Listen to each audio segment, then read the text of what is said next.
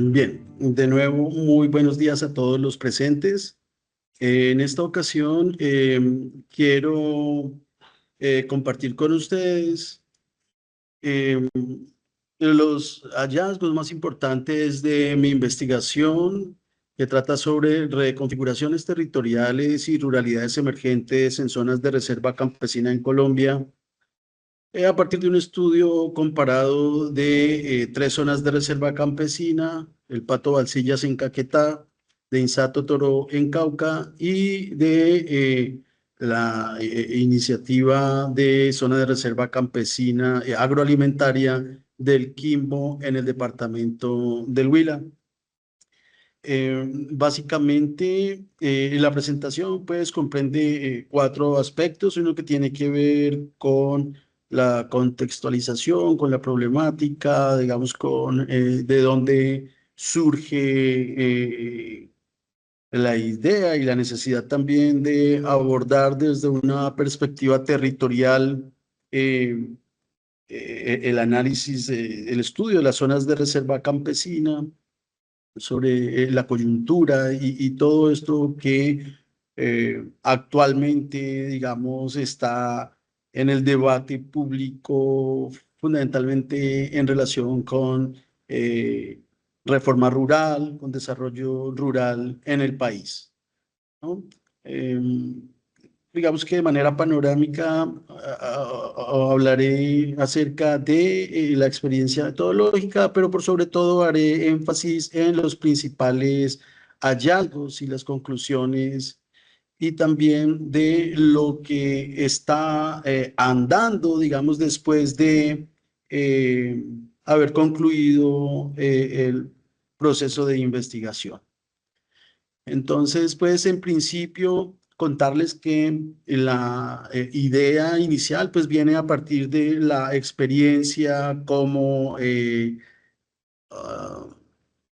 como trabajador, digamos, de el Programa de Desarrollo y Paz del Tolima, con experiencia comunitaria en el norte del departamento del Tolima inicialmente. Y luego, como también miembro del Programa de Desarrollo y Paz del Huila, y de haber, digamos, conocido todas estas iniciativas, principalmente lo que tiene que ver con eh,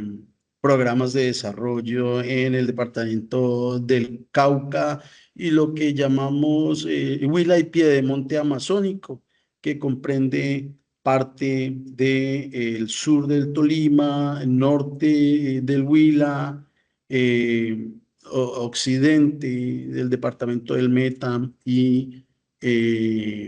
parte de la Bota Caucana. Y entonces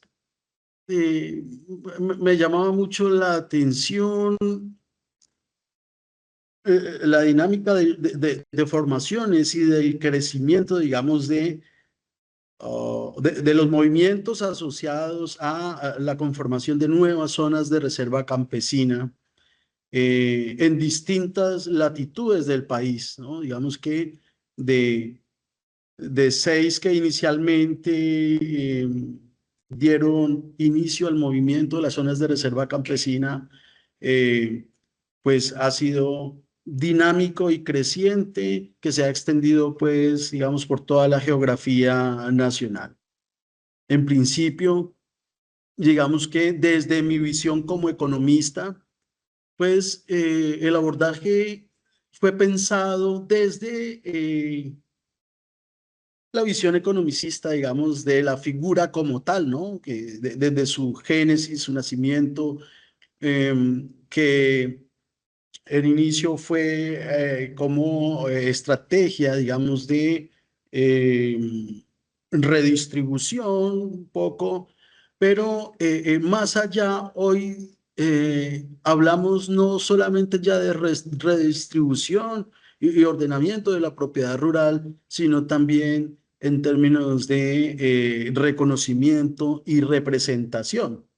Ya la gente, digamos, o la figura como tal, va más allá de la mera redistribución de tierra, y pues vemos que el movimiento campesino también pues está demandando reconocimiento y representación más allá de solo pedir tierra, ¿no? Eso pues con fenómenos asociados a la desigualdad, a la pobreza, al abandono estatal también. Digamos que la figura de las zonas de reserva campesina por mucho tiempo fueron estigmatizadas y bueno, de una u otra forma también pues ha sido motivo de resiliencia para que el movimiento campesino también eh, haya tomado mayor fuerza. Digamos, hoy en día lo que está pasando en el Quimbo también pues fue parte de la motivación inicial para abordar esta investigación. Y en el sentido comparado, pues por la importancia también que reviste, digamos, las nuevas formaciones y pues en relación espacio-tiempo también, digamos que también han surtido ciertas transformaciones que han sido poco estudiadas. Y entonces por eso, pues nos propusimos hacer un análisis comparado para dimensionar cuáles han sido las transformaciones que ha tenido la figura de la zona de reserva campesina como tal, que ha trascendido de la visión meramente economicista y de lo jurídico quizá también, que ha ido mucho más allá de la ley, ¿no? Digamos que la cuestión consuetudinaria o las prácticas, la costumbre, digamos, ha trascendido más allá también de la ley. Y entonces nos propusimos fundamentalmente abordar las transformaciones, indagar sobre cuáles han sido las transformaciones en las dinámicas de configuración territorial en las zonas de reserva campesina durante los últimos 40 años. Escogimos este periodo de tiempo, pues, a partir también del descubrimiento, ¿no? Digamos, de las primeras iniciativas o de los primeros movimientos campesinos que dieron lugar a distintos momentos también que se destacan para efectos de la consolidación de la figura como tal. Entonces, pensamos estudiar desde 1980 hasta 2024 y indagando cómo se han manifestado los procesos de territorialidad y territorialización, digamos, como dos macro conceptos que nos permiten hacer un abordaje desde una perspectiva territorial, digamos, más allá, insisto, de la visión meramente economicista y redistributiva del origen de la figura como tal, ¿no? También entonces preguntamos cómo ha evolucionado también la figura jurídica, que de una u otra manera pues ha sido más o menos estática frente a la dinámica de la movilización campesina, y, pero que como tal también han venido generando distintas formas, iniciativas, dígase como la jurisdicción agraria, como distintas formas también que implican acciones de representación y de reconocimiento de el movimiento campesino como un actor pues fundamental frente a la figura de las zonas de reserva campesina. También indagamos acerca de las estrategias de vida rural que desarrollan los movimientos campesinos y sobre los intereses que se ponen en juego en los procesos de eh, territorialidad y territorialización y las dinámicas de configuración, de conformación de las zonas de reservas campesinas, ¿no? Entonces, eh, bueno, para ver las transformaciones, tomamos como referencia una línea de tiempo que les decía desde 1980 hasta el 2023, tengo yo aquí, y que nos dan cuenta de los distintos momentos por el cual, digamos, ha evolucionado la figura como tal Y sobre la figura también, pues, la dinámica de la movilización eh, social, campesina y étnica y cultural también para el caso de la zona de reserva campesina de Insá, Totoró en Cauca.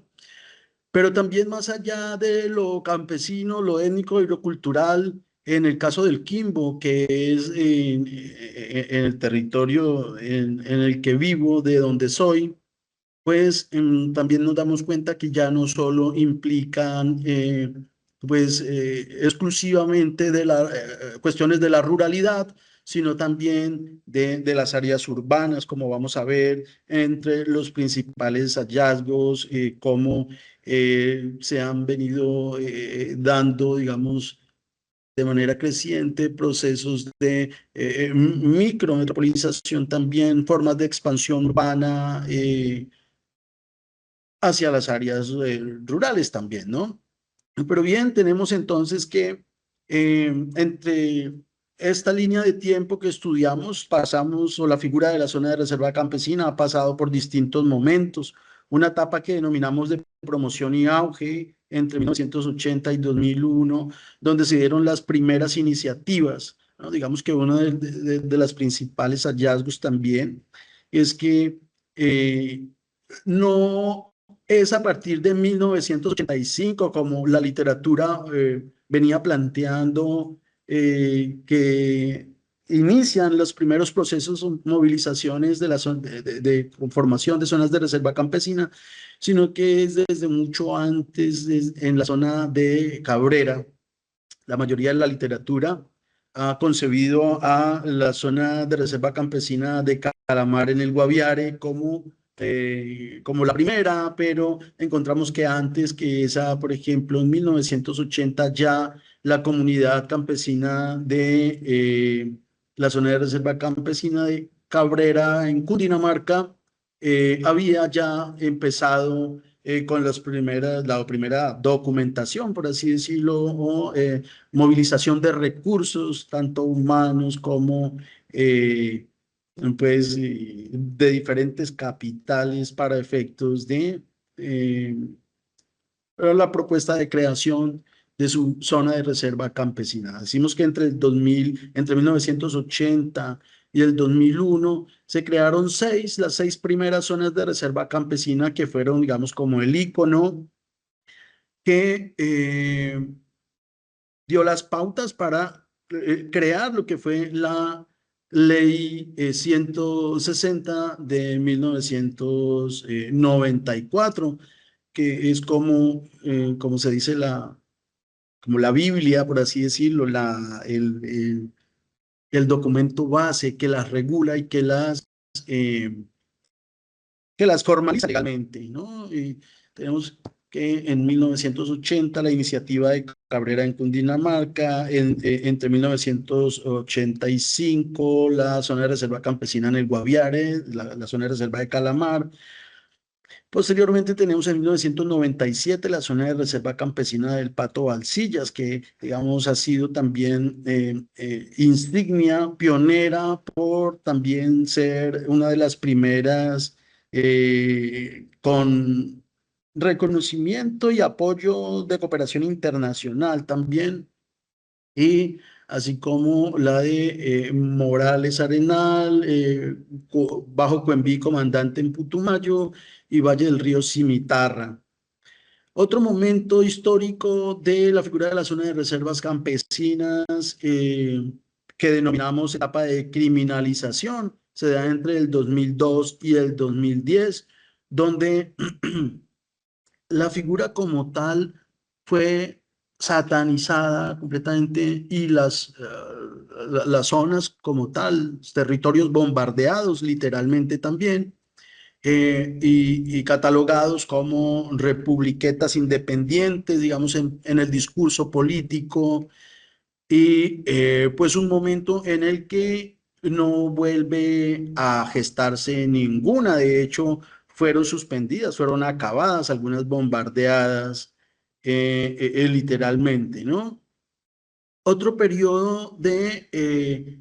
negociación, diálogos y acuerdo de paz que inicia en el 2011, pues con el inicio de los diálogos de paz de el expresidente Juan Manuel Santos, donde reviven las que habían sido cercenadas en su momento, por así decirlo, y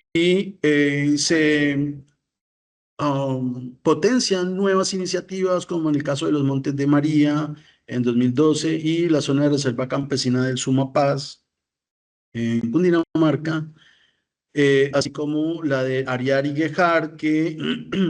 venía también del momento de expansión y auge, pero que no habían, digamos, no se habían podido formalizar. Se retoman a partir del 2011, así como la zona de reserva campesina de Losada Guayabero. Y entonces se inicia un nuevo momento, digamos, de expansión, de formalización. A partir de allí, decimos que hubo como un proceso de auge acelerado también, de donde se pasan de 10, 12 iniciativas a más de 56 registradas formalmente, digamos, por las demandadas formalmente ante la autoridad ambiental. En este momento,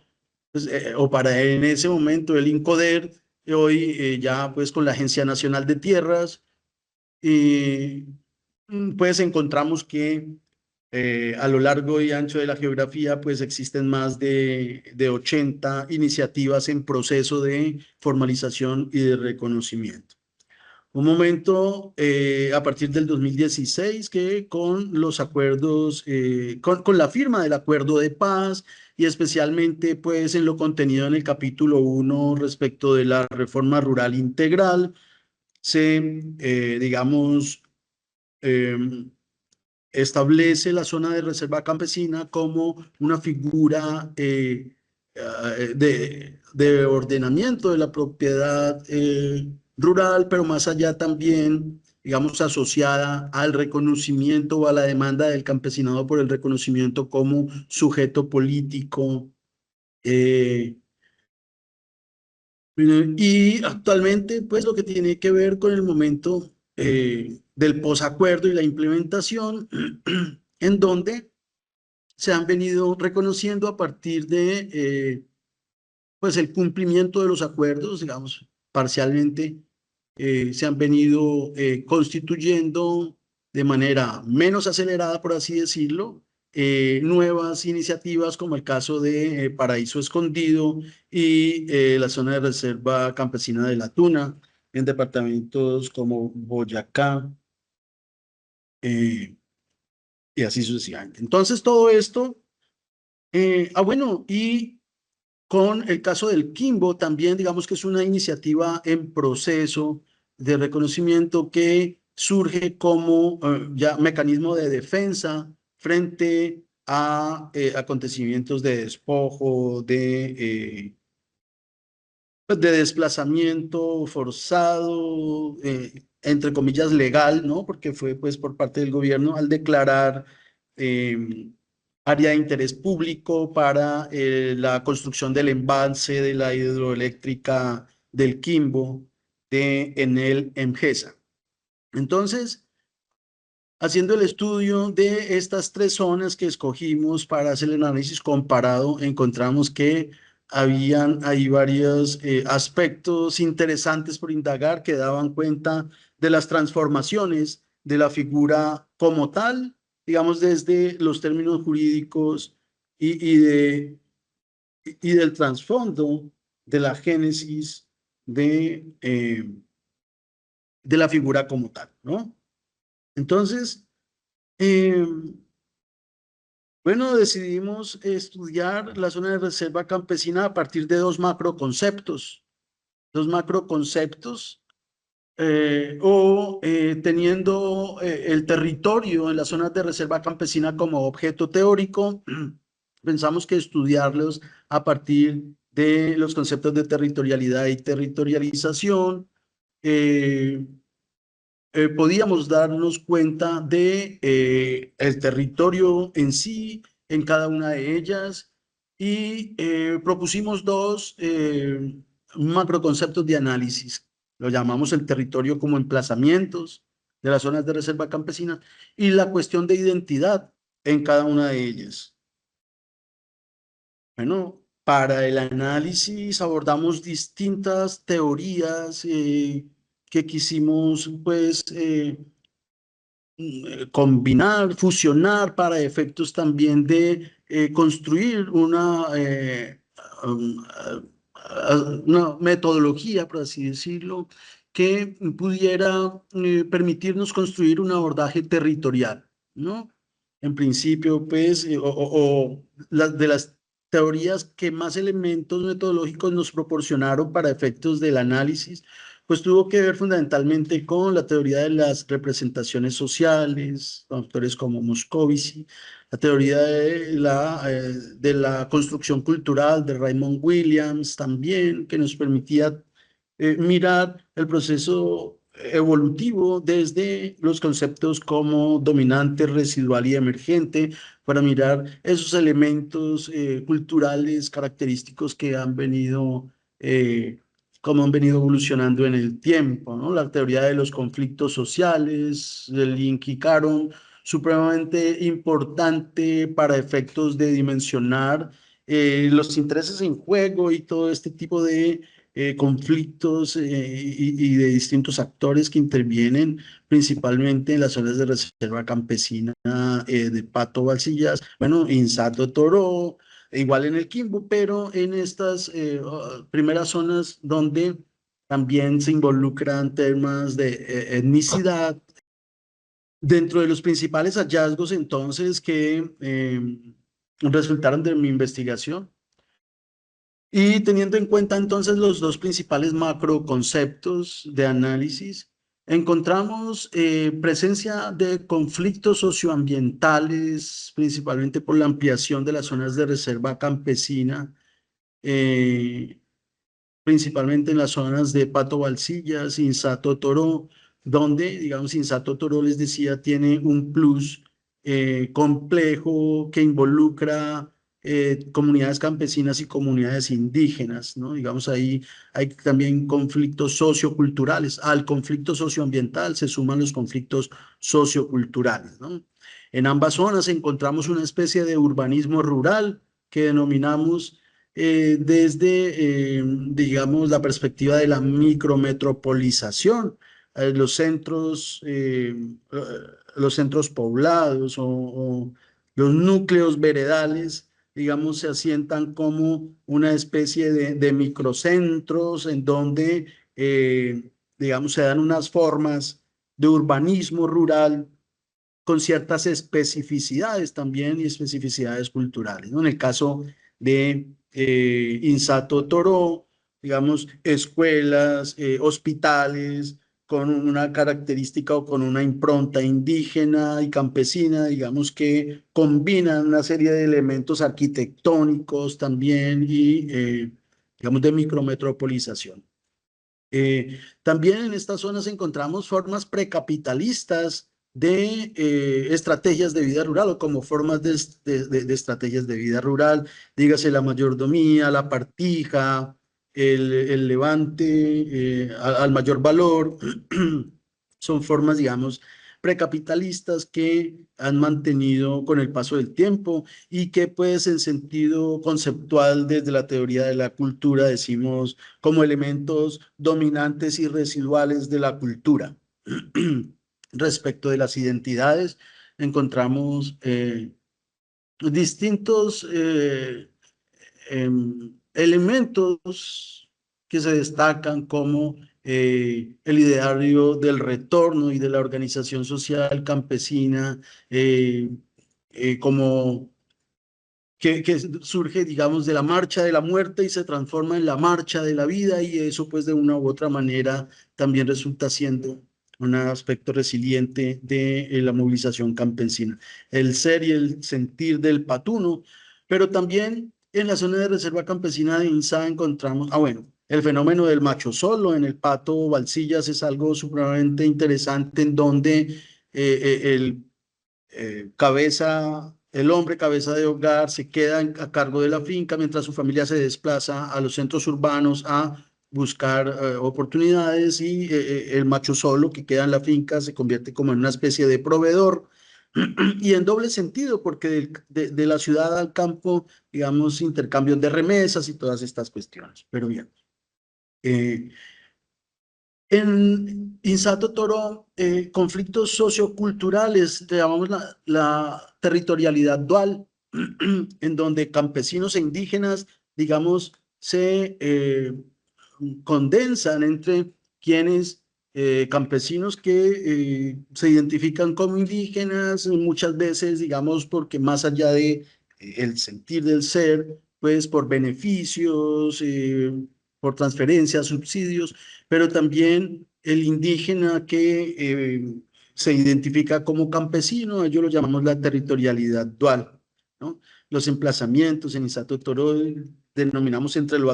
ancestral y lo moderno. Por un lado, el movimiento indígena que reclama pues su propia educación, sus formas propias de salud y el movimiento campesino pues también que se disputa estos espacios también respecto de las autonomías y de las formas de educación y de recibir los servicios de salud.